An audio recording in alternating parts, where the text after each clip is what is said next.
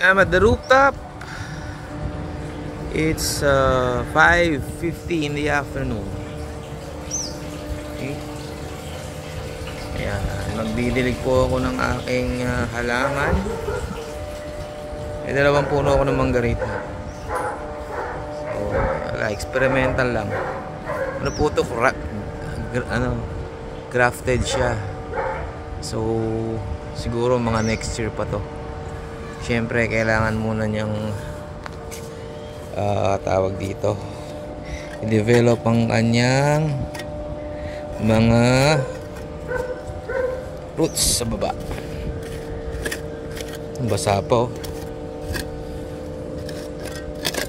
I think this is malunggay. So, okay lang yan. Sige, diyan ka. So itong mga damo kailangan matanggal, pero dyan lang sila. Ano din naman yan eh, mamatay din yan eh. Ina-uproot ko lang. Pero itong malunggay, kung gusto nyang lumaki, pwede rin siguro.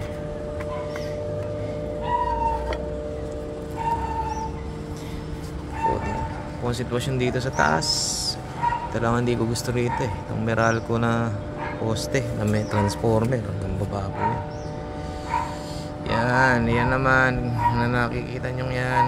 Ano po yan? Ice plant. Kapit bahay ko sa harap. Yan naman yung gate namin, palabas ng village. Okay, bukas na bukas yung gate. Yan. Ito po yung sunset. Sunset at the rooftop. My water tank, overhead water tank. Yan. May silip-silip yung ating haring araw. Ganyan ang sitwasyon dito. Okay, ang baba. Yan, sa baba may another mango tree. That's my 4th floor over there. Yes, yes, yes. Okay. Hirap lang pong mag-maintain ng ano. Ang 3 floors, kailangan talaga medyo masipag ka. Ito. Another mango tree ko rito. Okay. There's the sunset. The sun is soon to set here at the rooftop. Yun naman po yung napakalaking bagong gawang warehouse. Yes, okay. Vacant lot, vacant lot. Over hanggang doon, vacant lot. Okay, yan. Bababa na po si Haring Araw. Mamaya madilim na naman. Okay. Yan. Siguro nakakakit po ako rito ano na lang, twice hanggang 3 beses sa isang linggo. No, just to plant my 2 mango trees. 1. Okay. The other one. What? 10. Okay. This one. Tsaka ano po eh, dapat talaga pilitin din maging masipag, or otherwise hindi rin malilinis tong rooftop. Mahirap din mag-maintain ng rooftop tapos puro tiles. Ito po yung aking fishtail tree. Mas matanda pa po sa bahay ang mga yan. Okay, yan o, tumaas na sila ng ganyan. Yan, yan ang bunga nila eh. Yan. Problema dyan, pag nagkabunga na, okay, tulad no, yun, yan. Yan po, pag nagkabunga na siya, magkakalat na siya. Pero okay rin siya. My house was built 2008. So, ano na tong bahay ko, 16 years na. Itong mga fishtail na to, siguro plus 4 years, mga 20 years old na sila. Okay. Yan. Yung ng sitwasyon sa baba. Sa taas, doon highway na po doon eh.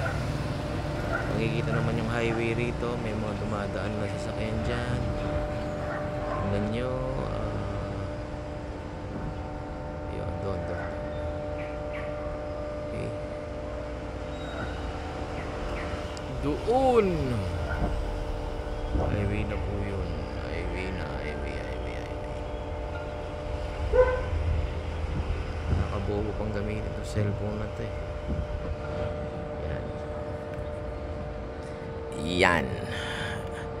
Yan si Haring Araw, nagpapaalam na, waving na magtatago na daw muna siya. So ay, tubig ko nakalimutan ko, my goodness. Malamang puno na yun, baka hindi ko na mabuhat. Anyways, tatabuhin ko na lang. Kung ang sitwasyon dito sa taas, yan, puro na yan. Napapalagiran na kami ng mga warehouses. Yan po eh, sa ano po yan, sa may kuwayan na yan, yung warehouses na yan, may kuwayan na yan. Ano po kasi yan eh, Marilao River na yan, yung boundary dyan. So pagkatawid dyan, may kuwayan na yan, yung puno na yan, mga malaking puno na yan.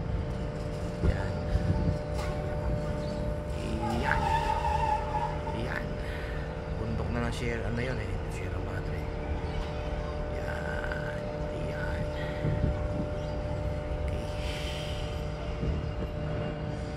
Okay. Likod po ng ano to, 2 kwarto sa taas. Okay, meron din akong overhead water tank dito. Ayan. May lababo. So,